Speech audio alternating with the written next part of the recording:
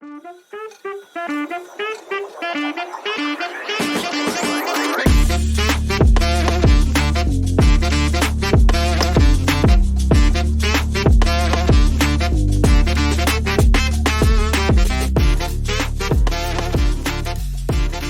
we're back for another one. Episode 50. Made it 50 weeks. How many weeks in a year? 53? 56? Something like that? We're longer than that. We're longer than a year, of course, yes. 50... oh, yeah, we're way over a year. We're over a year, but we're on episode 50. Yes, we're a bit over a year. A couple delays there with weeks, I guess. But episode 50, we got three of the four of us right now. Me, Ninner, and Egg for all the listeners. If you're watching and listening, you'll see later Dixon's going to join us. But we have a special guest coming on tonight. It's been a little bit of time since we've had a guest, I feel like. Who was the last guest? I feel like a month. Maybe Brad, I think. Brad from Grip On Show was our last guest. Oh, my God. That was a long time ago.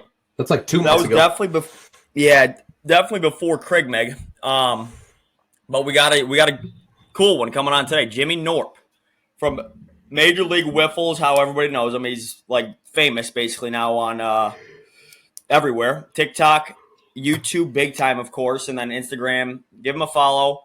You guys will get him in a few minutes after we discuss some playoff football. All three of our teams were in the action this weekend. Unreal. Lions played amazing. That was sick. I was downtown. It was absolutely electric.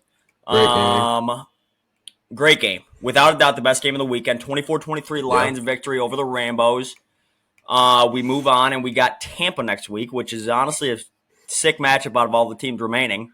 But did not expect the Pack to play as well as they did. Jordan Love is heating up at the exact time that you want him to be heating up. Yeah, I mean, I kind of called it throughout the beginning of the year. I said Jordan Love was going to be a lot better than what everyone was saying. And that dude's playing really good right now. He's playing at a high clip.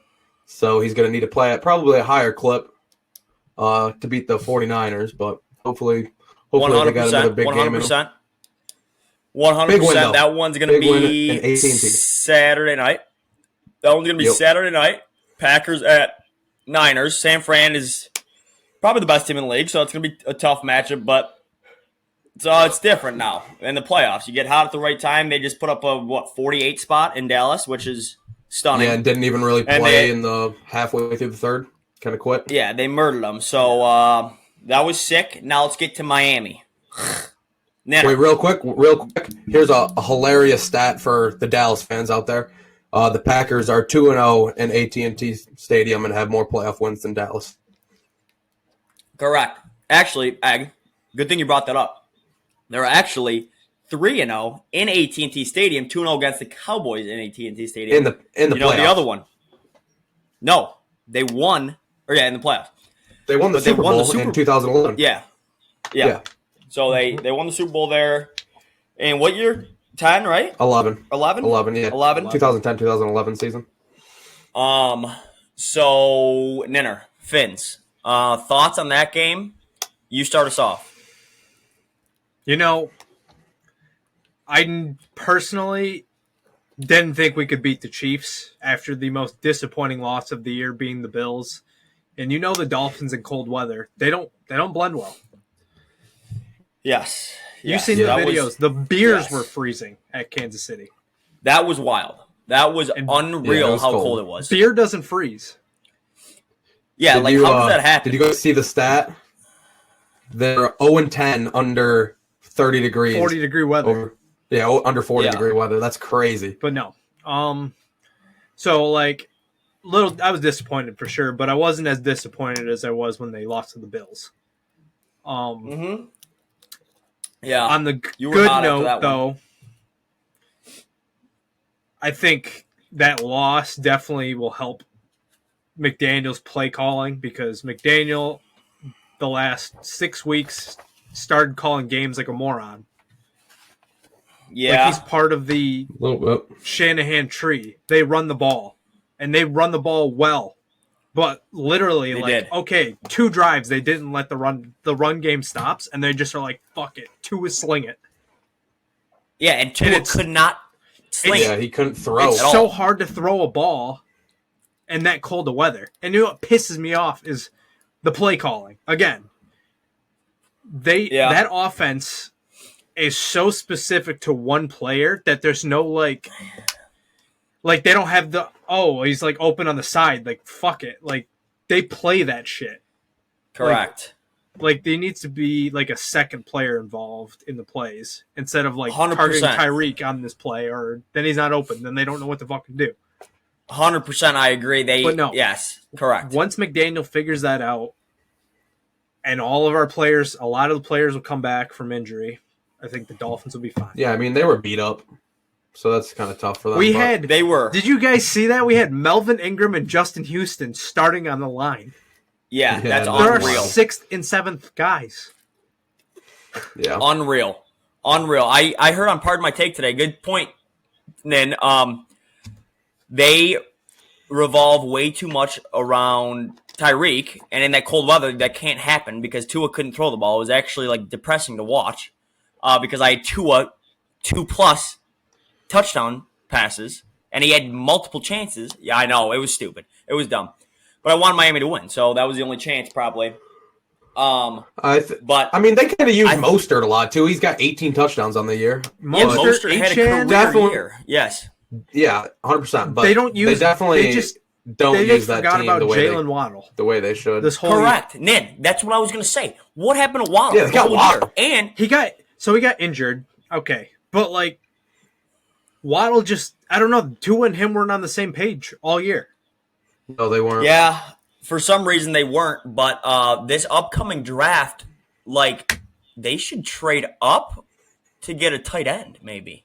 Like they don't. I was thinking like if they get they need a Georgia tight end. If they get the Georgia tight end, exactly. Oh yeah.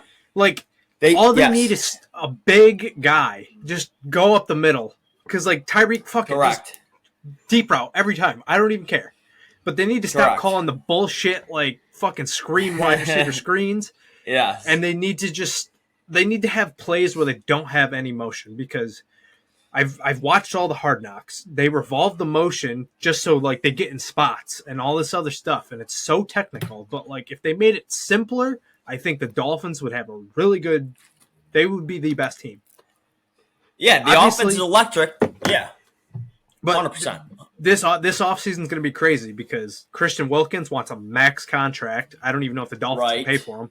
So Xavier Howard's gone. He said he doesn't want to take a pay cut.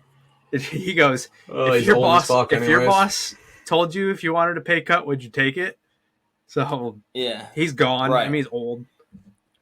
But there comes to a point with pay cuts. If you're already making $100 million, what's $90 million? I mean, right? Yeah. Like, isn't that Xavier Howard's that's got to be a fair statement. I loved him to death, but this year he was pathetic.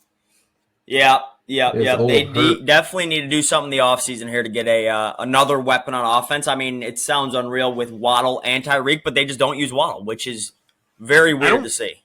I think personally, like defense and depth should be their biggest thing because Eli Apple was the worst cornerback I've seen in so long. Yes. And when you have him as your third string, I can see why Jalen Ramsey's pissed all game. 100%. I mean, their defense got fucking murdered. Chiefs just marched down the field every drive. They had two starters. It wasn't even hard. From like normal. It was like yeah. Wilkins played fucking amazing this year. Zach Sealer, I'm a big fan of Zach Sealer now. Yep, he's good. Javon Hollins is all pro safety, damn near.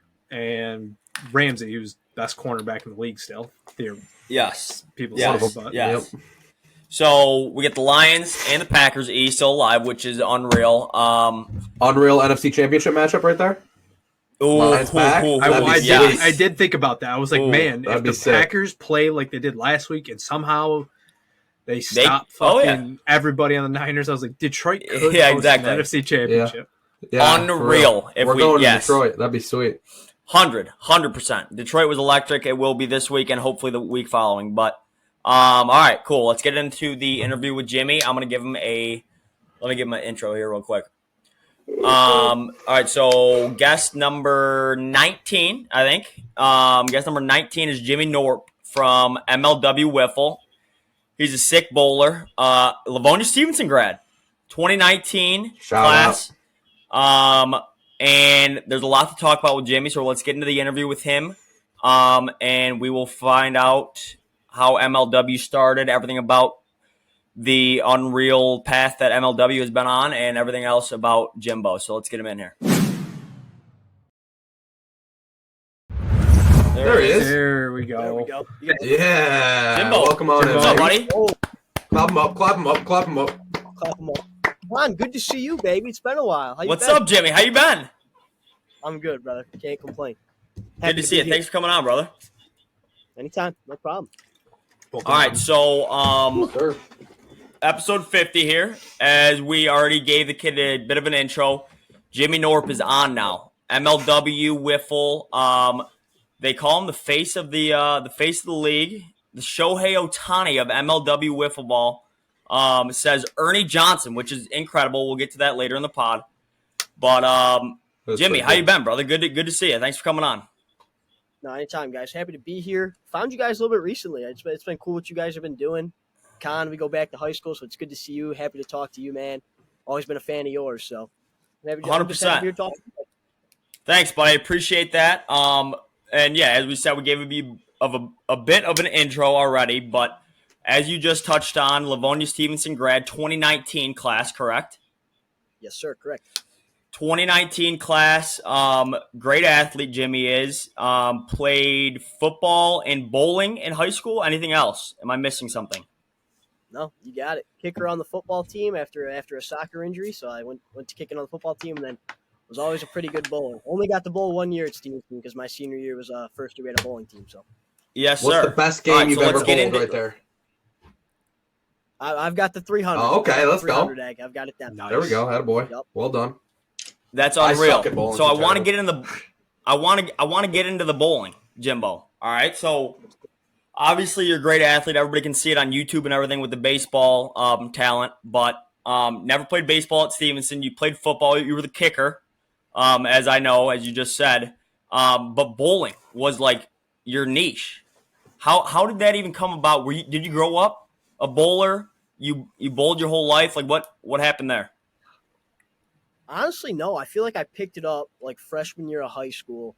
I got really into it. Me and a couple buddies got in like a Saturday morning league. My dad was always a good bowler. My dad was actually a good golfer too, which is funny because I feel like I do consider myself a pretty good athlete. And golf's like the one sport I've never been good at. Never picked it up. Which is funny talking to you guys. But right. Yeah, bowling, I know. I started taking it really seriously. I bowl with two hands, which is a little different. Like I started out bowling with one hand, was like god awful, not a good bowler at all. And right when I switched to two hands, it just clicked. Kind of fell in love with it. Super excited when I heard Stevenson was going to have a team our senior year, and that's what I did my first 3 years of college too. I actually bowled in college at Schoolcraft. So, yeah, 100%. That's what I was going to get into too. So so 1 year at Stevenson bowling, lit it up, and then you went to Schoolcraft and started bowling. How many years ago to Schoolcraft? My last year at Schoolcraft was 2 years ago. I was there for 3 years though because I got Schoolcraft's weird. It's like a 2-year school, obviously for like sports. But we had the COVID year, so I got a third year, so I decided to stick around for 1 more year. Okay, got you. So you bowled at Scraft. Is that community college? Okay. Yeah, Schoolcraft Community College. I should know this. So bowled at Scraft for 3 years, and is that when you got the 300? No, 300 was actually my senior year of high school, but it wasn't for Stevenson. It was just like in league was my first one. Oh, really? It would have been nice because still nobody's bowled a 300 at any of the three Livonia schools, so it would have been cool to have been the guy. And honestly, I never really, thinking back at it, I never really got close. That's sick, though. You got a banner up at school or no? I haven't been back there in a bit. Me neither, honestly. No, I know. My coach texted me the other day, like we were just like catching up because I was pretty close with my bowling coach, honestly. So shout out to him, but he was just like, hey, like you're still bowling, how's that stuff too? And I was like, yeah, like I still bowl from time to time. I bowl in a Monday night league with my dad, which I absolutely love. And he was just like, yeah, just like nobody. He's like, we haven't had anybody I still have the record for the highest average at Stevenson, which is cool. That's definitely something that's super special to me. Hoping somebody breaks it someday. Let's go. Yeah, for real, for real. Are you still bowling quite a bit or no? Yeah, it's kind of funny. So I bowled Monday nights, and actually, I just got my PBA card. Now, I'm not saying by any means good enough to be a professional bowler. Not at all. I've bowled in one PBA event. I finished 57th out of 60th. But I was like, you know what? Let's just say I did it. I didn't finish last, which means I deserve to be there the way I see it. But yeah, I still bowl a lot. I definitely took it a lot more seriously in college than I do now, which is funny too, because I feel like I am a better bowler now that I don't care about it as much. Like maybe it's just because I loosened up and decided to have fun with it. While in high school, I took it as like a little more pressure. Like I wanted to be really good, and now I don't care. I just do it to have a good time. So definitely bowling's still a lot for me. It's kind of weird the way it came about. I never really envisioned myself as a bowler going into high school, but that's the path that took me. Yeah, exactly. That's cool. Nice. Nen, are you bowling or no? I'm the worst bowler in the history of this earth. I'll play Wii Sports bowling and I still can't break 200. That's sick. Yeah, bowling's fun though, bro. That's cool, bro. Like that's unreal. Like we're kind of niche, right, with the golf, but bowling is just so different to like everybody. Like nobody usually, you don't see many like great athletes like yourself, like really have a career in bowling. So that's cool to talk about it now and that you actually did that. So sick. But all right, so the main course here, the meat and potatoes, is we got a ton of questions about MLW Wiffle. I want you to walk us through kind of like the whole thing. We got a ton of questions like we just said, but how did this like even start? First of all, when did it start and when did you get into MLW Wiffle? Obviously, I looked it up. We know some prior knowledge. It started back in what, like 2009 or something, I think. Yeah. And at what point did you get into MLW Wiffle? And obviously, we'll get into where it's taken you. But give us how you started into MLW Wiffle. Gotcha. All right. So yeah, it's kind of a long story going way back there. I'll try to keep it as quick as possible. But basically, while we talk about bowling, we talk about how I played football at Stevenson, my true love in sports has always been baseball. Diehard baseball fan. That'll never change. I want to say it was like 2017. It came up on one of my buddies' YouTube pages, MLW. Like I had never heard of it, and they showed it to me. And I was like, I was cool. Like I'd say I followed up with it. I wasn't like a diehard fan, but like, yeah, I would watch the videos from time to time if it popped up. And then sure enough, 2018, they were hosting a tournament in Michigan. So I got a group of 3 guys together, and I was like, hey, like, let's just go do this. Let's see what we can do. Maybe it'll be fun. Maybe we'll love it. We'll see what happens. We ended up going out. We played in the tournament. We beat some good teams like MLW caliber talent. We lost in the semifinals, and right there, like, I was instantly hooked. I was like, oh, man. Then I started practicing, like, started putting in work. I was like, I want to get good at this. Like, I have a lot of fun. I've always had great hand-eye coordination. 2019, they host a winter league, and my team gets invited to it. And we're just thinking we're going to play in a tournament. It was like every Monday night for 5 weeks straight, like late at night, like 11 p.m., 10 p.m. But they rented out a little facility, and that's where we went and played. We had no idea, like, it was going to lead to anything. And, like, I want to say the third week, Kyle, who's the commissioner of MLW, comes up to us. He's like, hey, by the way, we're going to host a draft this year, the first ever MLW draft. Like, you're drawing a lot of interest. Would you be interested in playing? Like, yeah, absolutely, man. Like, I'm a yes man. You asked me to do something. It's an opportunity. I'm 100%. This is kind of how I've always. Yeah, so I'm like, yeah, I'm in. 2020 rolls around, first ever MLW draft. My team, the Downtown Diamondbacks, selects me second overall. That's when I get into the league in 2020. And I never expected it to blow up the way it has. I've never expected myself to get all the attention I got from fans. But, like, here I am now. It's 2023, about to be 2024 now. Going into the 2024 season, I now run the Downtown Diamondbacks. That's my team of the 8 teams in the league. So many crazy opportunities that I've never thought I'd have. And I'm incredibly thankful that one day I said yes, because I was on the fence. I was like, yeah, I'll play. Why not? Yeah, exactly. That's unreal. So, like, you just, how did that even like go about though? You just like signed up for the tournament, and like you had a team of what? How many guys? Like 4 guys? Yeah, go ahead. Not much.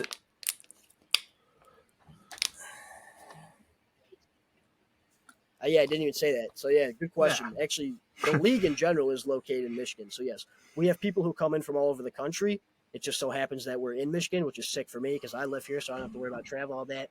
The main field that we play on, we travel all over and play in different places, but the main field is in Brighton, Michigan. It's at a park called Huron Meadows. We call the park The Meadows, and that's where we play. How many teams are in the entire, like, league? How many teams are there? right now there's only 8. There's been serious talk of expansion, which if you ask me, I think it needs to expand real soon to like 12 or even more than that because, again, like 2020 when I got in, the talent was nowhere near as good as it is now. Now there's like places where there's guys who sit on my team's bench who like could make impacts if we let them play, but there's just not enough teams. Right. That's unreal. Like you guys are like making transactions and everything. I saw like an early trade. There's like a big trade, and it's like so like professional and everything. I love it. Like seriously, growing up, wiffle ball was my shit. Obviously, you growing up playing baseball, loving baseball, which is great to hear because there's not too many people who love baseball anymore. But that's unreal that it's like literally blown up into where it has today, which I want to get into. But so these big 3 veterans I've seen like on Instagram and YouTube and everything. Did you know these guys at all? Like in high school, were these your boys? Like you played baseball and stuff with these guys in the summer, or was this literally just like you signed up for the tournament in Michigan and now you guys are boys and now you're in with everything? Yeah, so literally the big 3, Kyle Schultz, Daniel Schultz, the brothers, and then Tommy Coughlin. Those are the 3 guys you're referring to. All from Brighton, Michigan. That's all you need. No, I had no idea who these guys were. It was just I signed up, and then after I signed up for the first tournament, they like invited a select few guys to their next tournament because those are the guys they want to draft. And that's how I started. But yeah, I had no idea who they were. All the guys are incredible. Obviously, it's a professional wiffle ball league, so everybody's high caliber, very skilled. But John Boy Media, you just talked about that. Okay, I just saw this on your Instagram. You guys collabed, right, for something. I love John Boy. He's hilarious. I listen to Talking Baseball all the time. I love that podcast. John Boy's always been a big baseball guy. Like for any baseball guy, you know who John Boy is. So obviously me and you know who John Boy is. These boys probably honestly know who he is. He does all the maybe if I see like voiceovers. He does the lip sync stuff. So what is that, Jimmy? Like what are you doing with John Boy? Yeah, so out of all the opportunities I've gotten, I gotta say this is my favorite one by far, just because, like you said, John Boy, really huge baseball. Yeah, absolutely, huge baseball guy, huge opportunity for me to go express myself. So what he's doing is he's doing this warehouse cup, where it's like they bought a little warehouse, and then we're playing 4 tournaments of 3 different sports. We're playing a sport called blitzball twice, which is like very similar to wiffle ball, but it's not blitzball. Then they're playing floor hockey, which Connor, you know I'm ready for that from team floorball. Oh yes, I'm ready. You taught me well, so I'm ready to compete in that. And then there's like the third sport. It's like cricket. It's not cricket, but it's very similar to cricket. They like kind of adjusted some of the rules, but so it's like it's teams of 2, and it's either former like professional athletes, like there'll be former big leaguers there, and then or like content creators. So I kind of fall into the content creator category, I guess. Okay, that's like my role there, but. The first event I'm competing is Blitzball Battle 4. They've already done 3 Blitzball battles, which again is the game very similar to Blitzball. And like a cool backstory here is I was supposed to be in their first Blitzball Battle 1 ever, and that was like 2 years ago. And like I was so pumped for that, so fired up to go. They made us take a COVID test right before it started. COVID test comes up positive. I'm like, no way. No symptoms, no anything. I took like 3 more COVID tests because I didn't believe it. All the same things. So that was like a huge bummer. I'm like sad, like so sad. Sad Jimmy Knorp right there. Yeah, right. Fired up to go to the thing, and then for that test to come back positive. So for 2 years later, to finally get the call back and be able to go, and I can say we've already filmed. We filmed Blitzball Battle 4 in November, and like had an absolute blast. The time of my life. Everybody at John Boy Media is so cool. They were so welcoming, and like I was kind of the new guy around, so like going into that was kind of nerve wracking, but just like. They welcomed me into that family so quick, so it was super cool. I hadn't really heard of them, so I just looked them up, and they got 1.82 million subscribers on YouTube, which is freaking insane. Yeah. Big. So that's pretty good stuff. Is Blitzball the one where the ball you could throw it still like 30, like goes pretty fast and it just snipes like very hard? Yeah, the ball like whips. It's like a yellow ball, right? Okay. It's yellow. Yep, it's a yellow ball. You got it. It's a yellow ball. It's got like hexagons on it, so it's very similar to wiffle ball. Yeah, it didn't translate quite as well, but I still think I did all right. Yeah, exactly. That's sweet. Gotta represent. Hey, pause real quick. Ag, you got Dixon or no? I don't have Dixon. No. Okay. He's alive. Oh, I just heard him. Oh, yeah, you're good. Go ahead. Yeah. Go ahead. Can you see me? No.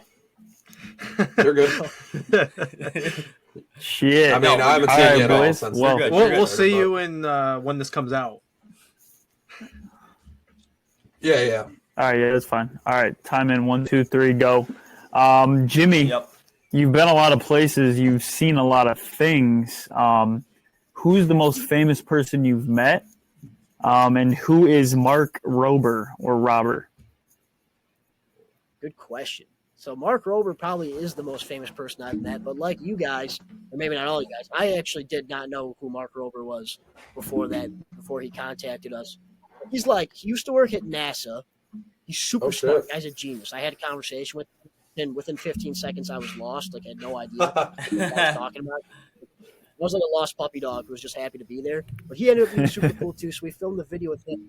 And he built a bunch of gadgets to try to beat us at wiffle ball, and some of them were super funny. So I would hit a ground ball and I'd try to run to first base, and then his first base was remote controlled, so I couldn't step on it. And then he had a gun that shot a wiffle ball 120 miles an hour, and it was good luck trying to hit that. So he was super cool. But I'd say, actually, no, I'll change my answer though. I think the most famous person I've ever met, and the one that was super cool to me, Ernie Johnson. Meeting Ernie Johnson was nuts. 100%. That guy just in the world of sports. Cool. Shaking his hand was and just a super cool, down to earth guy too. He talked to us forever. After we did that shoot with TBS, we actually watched a playoff game with the crew. They invited us to stay and watch. That's the playoff so game. sick. That was the best part. After we were done shooting, Curtis Granderson was one of the guys on the TBS set that me and Kyle Schultz went to. And he was like, "So what are you guys' plans for today? You're gonna go check out Atlanta?" Because it was in Atlanta. And I was like, "Yeah, we don't really have anything too serious planned." He was like, "Well, we're just gonna order pizza and hang out and watch this game if you guys want to stay." And I was like, "Oh yeah." I was like, "Yeah. That That's sounds sweet. good to me." Wow. The other guys on the shoot, it was 4 guys. It was Ernie Johnson, Pedro Martinez, Jimmy Rollins, and Curtis Granderson. And listening to Pedro Martinez talk pitching during the playoff game and how he would approach the hitters was just that was heaven to me. Growing up a baseball fan, just unreal. That was unreal experience. I'll never forget it. Kyle was writing down notes on the plane ride home, trying to remember everything he said. So all 4 of those guys were so cool, man. I was so nervous going into that shoot. Me and Kyle got Jimmy John's an hour prior to the shoot. I swear I took 2 bites out of my sandwich and threw it away. I couldn't eat. No way. Nervous. But the second those guys walked in, wow, they were just super cool, calm the nerves right away. We're a good club. That's unreal. All right, so that's perfect timing because I was just gonna ask about that. Everybody knows Ernie. Everybody knows all those guys, honestly. I mean, all 3 of these boys, not big baseball fans, but Curtis Granderson, former Tiger, Jimmy Rollins, Hall of Fame shortstop, Pedro, Hall of Fame pitcher, and then Ernie, obviously, runs TBS. We all know him from everything he does, basketball, football, baseball, especially. But how did that even come about? Who was it? I mean, if you reach out to TBS, they're not answering. So, what happened there? How did that come about? So actually, a big account on social media, Bleacher Report and BR Walkoff. They both worked for TBS. Apparently, they reached out to Kyle. And yeah, that was basically it. There's a super funny picture somewhere. Whenever Kyle FaceTimes me, he only FaceTimes me if it's big news, so I'll know something's coming up. And here's a screenshot of when he told me, and it's so funny. My jaw just hits the floor. The picture is so funny. No way. No way. Yeah, they reached out to us. It was during the MLB playoffs in 2021, and it was their playoff post-game show, and we hopped on there. It was a 10-minute segment. If you haven't checked it out, it's on our YouTube at MLW. Super sick. It was sweet. It was live, and honestly, I thought we did a really good job. Nothing was cut. It was perfect. That's amazing. Yeah, that's amazing. That's absolutely incredible. What was their set all about? What is it? Downtown Atlanta? You just go into a big skyscraper building and you got TBS right there, and then it's just a set, or what? I've always wondered what the set actually looks like. What honestly, if you can put it into words. What is?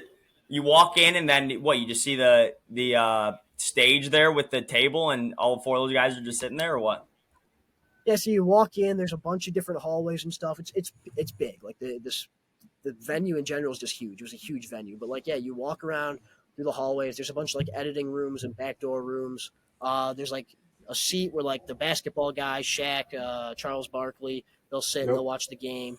And we just got to see that room too. But you walk in, and I'd say it probably took us 5 minutes to get to the stage. It's just a ton of the whole room's green. It's a whole green room. It's all green screen. That's all that room is. It's just the table and then. Oh, really? Which is fun too. Like the behind the scene clips of us pitching are really cool because it's just us in a green room. But then you see it on TV and it's completely different. So that's pretty funny too. But yeah, it was just a great venue. I mean, huge. That's sweet. And Ernie Johnson literally calling you the Shohei that's hilarious. of wiffle ball. That can't be like that.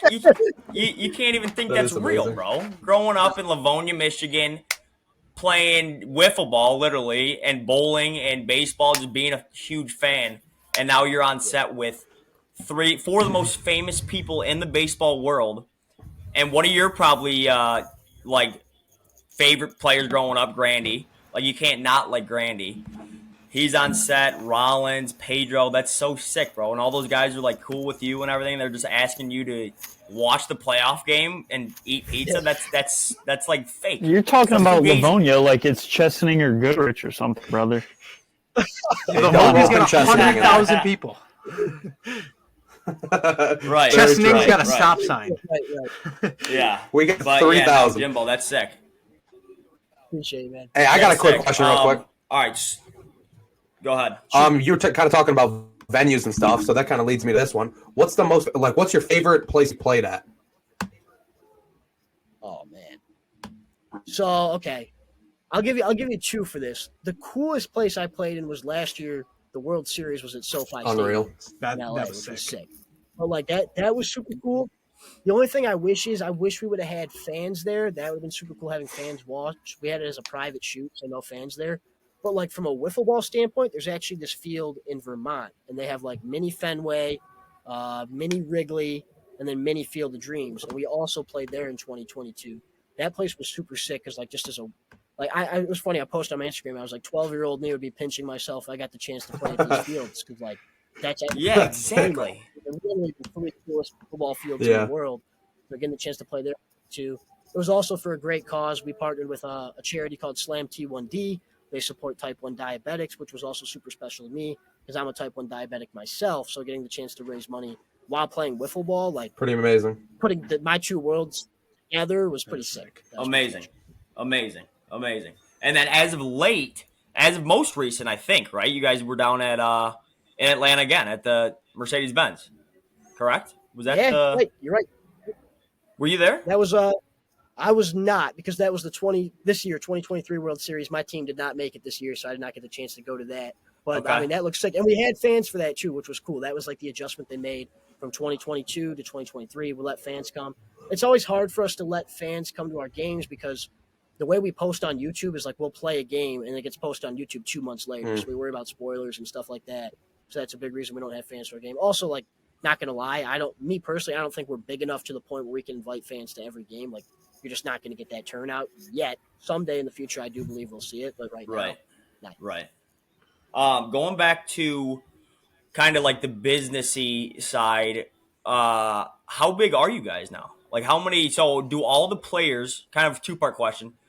Do all the players have a role in the business? And if not, then how big is the staff? I guess, quote unquote, that runs the business? Yeah, so honestly, that is a great question. Not at all. Like most of the players in the league that play, that's it. I'd say there's probably about 45 players, and you have realistically 3 to 5 guys who really do the behind the scenes for MLW. And like the top 2 guys are Kyle and Tommy. Like I said, they take care of mostly everything. They do everything from editing to setting up the venues to where's our next shoot going to be, merch sales, everything like that. But we do have a players fund. Like that's where players get paid, and then that's not a lot. The players fund, just being honest, is not a lot of money. It's not enough for anybody to do really anything. It's like probably a week's work of pay, if we're going to be honest, for a whole year. But like where I get lucky, But where I get lucky is merch sales have been really good for me. So like I get a percentage of all my jersey sales and stuff like that. And the last 2 years I've done really well on that. So that's do you? Yeah, that's how. So it's like a little NIL action. NIL, yeah. But yeah, exactly. It's an NIL. Because I know, looking through you guys' merch store, I was going to bring this up too. Perfect segue again. Get Knorped. The shirt probably goes nuts, right? That's unreal. So you're making a percentage of those sales? Yeah, that's how it works. Enough is the second highest item of all time. Let's go. So that's pretty sick. What's first? We sell strike zones, and the kids love the strike zones. Oh yeah, of course. They're out there for sure. So, but it's funny. I was the first player to ever get we always sell the players' jerseys, but I was the first player to get a shirt, and then it started catching on, and more players got shirts, so that was pretty cool. Okay, how much do those strike zones sell for? They go for 160, I think. 160? 160? Yeah. Okay. Not too bad. High demand, though. I bet. Yeah, they love them. I bet all these. For me, yeah, exactly. I bet. PVC pipe. Right. So what is your main? Yeah, exactly. What's your main audience here? Like what? I'm guessing. Let me guess. I'm thinking probably like middle schoolers. Yeah, right? Like middle schoolers and high schoolers. Is that the main audience? Pretty solid. I'd say our demographic is 12 to honestly, I'd probably go more up to high school, 12 to 17-year-olds. There's a lot of high schoolers who come out and watch. But it's always cool too. There is a variety of people. I'll always be shocked when I get a DM from an older guy, or if we have a fan meet and greet and there's older people there wearing New Jersey. That's still cool too, you know.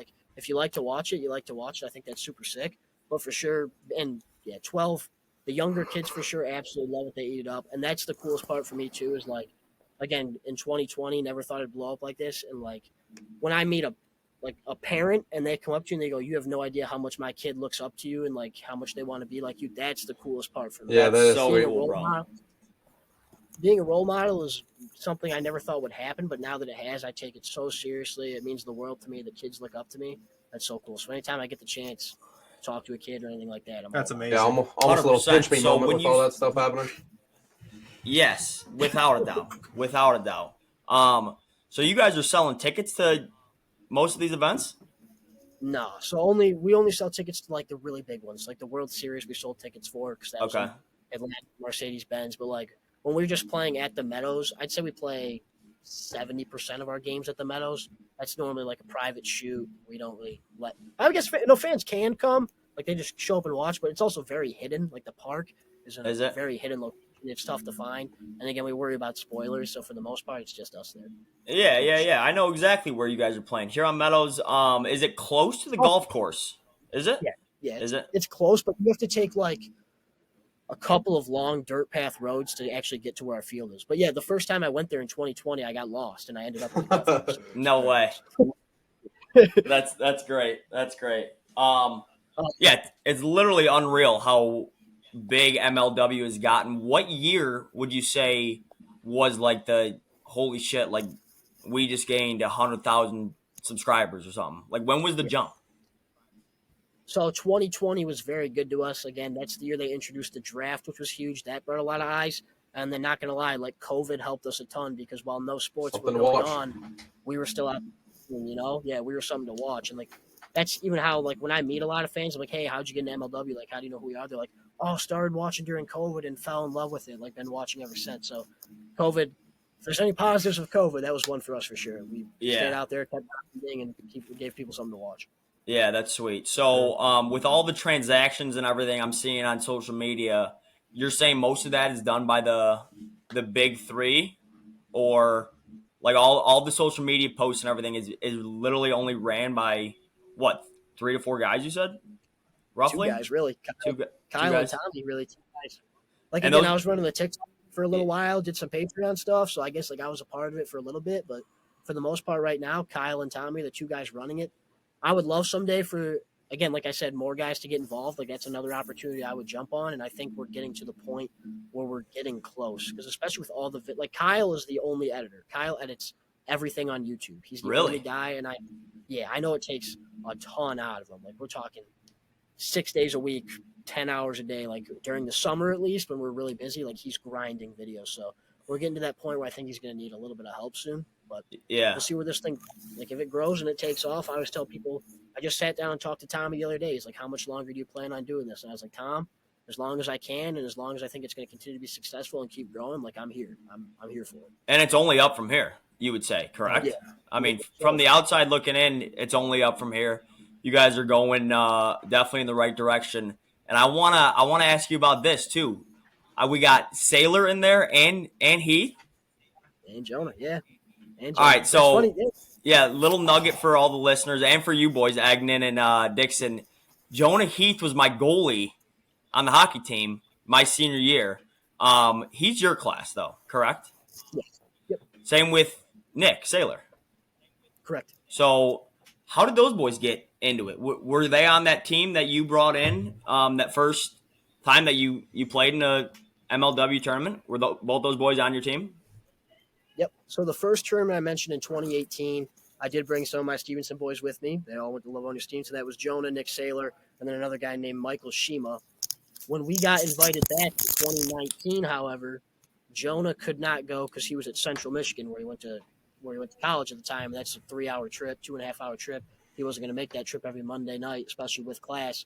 But Saylor also got drafted in that first draft class. And then when I took over as the manager for the Diamondbacks, I then brought Jonah in. And Jonah's been really good for us. Like, he's my dynamic duo partner. We're kind of known as one of the more dynamic duos in the league. Me personally, I don't think Jonah gets the love he deserves. I think he's a great player, but it's awesome having those guys in the league. And when I picked up Jonah, that's kind of when my career took off too. I think that was super cool because it was like a comfortability factor, just having another guy there who I know and love and can trust kind of stuff. So that was super cool. But yeah, they're big parts of it too. That's sick. That's good to hear, man. Showing out. Livonia Stevenson, Spartans. You guys can't see me, right? No, I can't see you, Dixon. We've been seeing you for about 35 years. But it doesn't matter. Your thing will automatically record. Okay, so I was watching some of the TikTok videos on your guys' account, and you almost threw a perfect game, which was sick. And then I watched you versus somebody else pitching. It was just down the profile a little bit. So how do you perfect a curveball that starts outside the batter's body and somehow still hits the strike zone? It's tough, man. I always say, like, throwing a baseball, people always ask you, like, what's your comparison with throwing a baseball and throwing a wiffle ball? And I just think throwing a wiffle ball is so hard. Like, it takes a lot of perfection, takes a lot of practice because that ball moves like crazy. Like, everybody's like, throw a fastball. And I'm like, I can't. You literally can't throw a fastball with a wiffle ball because the holes are going to make it go in a different way. The best pitch is my slider for sure, what you're talking about. And like, whenever people ask me how to throw it, I say holes to the right side. You throw it like a spiral on a football. That's kind of how I describe it. But what I love about wiffle ball too is like everybody grips their pitches so differently. Like, I'll talk to somebody else. I'm like, how do you throw this? And it's completely different than how I throw mine, but they get it to do the same thing, which is super cool as well. So Knorp. That was pretty good. Hey, Jimmy, do you play any other sports? Damn. Like golf? Have you ever played golf or anything? We gotta ask. Yeah, I play golf all the time. Like, okay, let's go. If I wouldn't, you guys would make me look silly. I always joke about this though too because, like, growing up, I'm a pretty good athlete. Like, you give me a soccer ball, I can play soccer. You give me a hockey stick, I can play hockey. You give me a baseball bat, I can play baseball. Yeah. My dad golfed at Michigan State. Like, that's what he was good at, and I'm just not good at golf whatsoever. I'd say I definitely got better as I started to play more, but like, the fact that was what my dad was so good at, a golfer at Michigan State, and just that I struggled to break 100 still blows my mind. That's sweet. Is that what you typically shoot, like right around 100 then? Yeah. If we go 18, 50% chance I'm over 100. You're triple digiting it out there? That'll blow. Triple dig. Make 100 is a good day. There we go. Dig, for sure. All right. But got a lot of years to get good at I it. love being out there with the. Yeah, good point. That's what people tell me. It's addictive though, eh? Yeah, you're on the golf grind. Like, how many days a week in the summer are you playing? Not weekly. I'd say probably once every 2 weeks in the summer. But like the boys, Once every 2 weeks. We have like a golf trip somewhere. Normally once or twice a summer. We'll go find a nice course to play somewhere. Normally in like upper Michigan, northern Michigan. We'll find a good place to play. 100%. There's nothing better than being out there with the absolutely. boys. Yes, 1,000%. 1,000%. You just want to be good at that. 1,000%. All right, Jimbo, I appreciate your time here. I gotta hit on this though. The Outside Slider podcast. How long has that been going? I've actually listened to a few episodes as of late because you boys are covering the off-season moves. Like I said earlier, I love baseball. I need to catch up on everything that's happening in free agency and the trade market and everything. So how long has the Outside Slider podcast been a thing, and how's that going? Yeah, appreciate that, Con. Appreciate you watching and shouting it out. But I think 100%. we started it in October, right around the end of playoff baseball, like right before the World Series, which if we're going to be honest, it's probably the worst time to start a baseball podcast right as the season is ending, but we did it anyways. It's me and 3 other guys who like love talking baseball. We don't take it too seriously, but it's a good time for us to get together because one of the guys in the podcast, he lives in Illinois, so if we never see him, it's a good chance to catch up with him. Yeah, we don't take it too seriously, but we've had a lot of fun doing it so far. I feel like it's growing pretty good, I guess, right now. So it's a good time talking baseball and catching up with the fellas. Oh yeah, 100%. Where can we find it? Outside Slider Podcast right now is only on Spotify, but hopefully coming to other places soon. Okay, perfect. So everybody listening and watching here, tune into Spotify. the Outside Slider podcast, available on Spotify. Take a listen. These boys know what they're talking about 100%.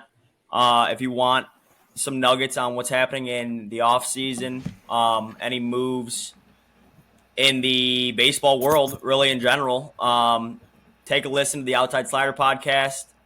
Well-known guys on the pod. It's you and a couple other MLWers, right? Yeah. Actually, all 3 guys also play in MLW. Yeah. I also should have plugged the. We're on Instagram and TikTok as well. Also at Outside Slider Podcast. Of course. Yeah, that's right. Yeah, I was watching your guys' clips the other day. So follow the Outside Slider podcast, Instagram, TikTok. Coming out weekly. Tune in on Spotify. They're doing Weekly? good things. Yeah, weekly. Not really a set, but yeah, weekly, once a week. Weekly. Okay. Jimbo, I appreciate your time. No, we actually hit on it. Somebody already asked who your favorite celebrity was, and you said Ernie, right? Said Ernie. Gotta go Ernie. Ernie. Okay, so one unique thing about our podcast, I'd say, is the trivia questions that we do. I'm the host of it. These boys are going to stay out of this question, all right? This, Jimbo, is only for you. And I know you're probably going to go the distance with it because of your baseball knowledge, but we want to test it and see how you do here, all right? So you're just going to rattle them off as much as you can. You got to try to go in order of listing the AL MVPs, starting with last year, as far back as you can go. Wow. Okay, that's tough. Well, It is tough. Last year's obvious. Last year's Ohtani. So that was 2023. 2022. Why am I feel like I'm blank? Hold on. I want to say him, but I feel like it's not him. Go ahead and say it, and then it's Ohtani again, right? Ohtani was again in 21. You're missing 22 still. Hold on. I'm thinking of it. Oh, Judge. My fault. 2022 Correct. He did have a banger every year. 2021's Ohtani. Yeah. The home runs. Come on. Better than that. 2020 is the shortened year. That was Jose Abreu. Correct. That's a tough one. I'm proud that I got that. That is a tough one. Yes, good pull there. I'm already done with. I don't know anybody else. 2019. Oh boy. How long ago? Who won it all in 2019? 2019, who won it all was, I believe, the Nats, correct? Yeah, and they played this. I believe Johnny Peralta in 2019. Johnny Peralta, Tigers legend. Love that. All right, hey Jimbo, quick hint, maybe. You're thinking too deep about it. I think. It's just think about his. I don't know his career. He's been in the league since like 2012. He's probably won 3 or Mike 4 Trout. MVPs. Ding, ding, ding. Trout, Is that it? Farther back. There we go. I'm gonna be pissed if I get it wrong though, but I think I have to go Trout. He's gone. I don't even know the answers. I don't know the answer either. I only knew freaking Ohtani and Judge. That was the only ones I knew. All right, I got the list. I'll get more time to evaluate think it with about them. That's good. So we're on 2015. Yeah. It is not. Ooh. No. Damn. Who is it then? I don't know. Do you want more? I think he gets one more guess. This. All right, man. You can rip him one more. He gets locked here. I'll give you stats if you want. Get a lock. Batted 297, Yeah, give me your stats. 41 home runs, 123 RBIs, only 6 stolen bases. That's a good year. 41 dings. That's a real good year.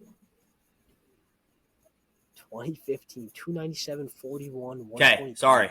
I missed it. What did we say? 2015? We're still on it. We're still on it. He Yeah, don't worry. I haven't answered yet. We gave him the stats to help him out. Okay, good. gave him the stats. Good grace period there. 2015, Norper. What do you got? Connor, I'm better than this.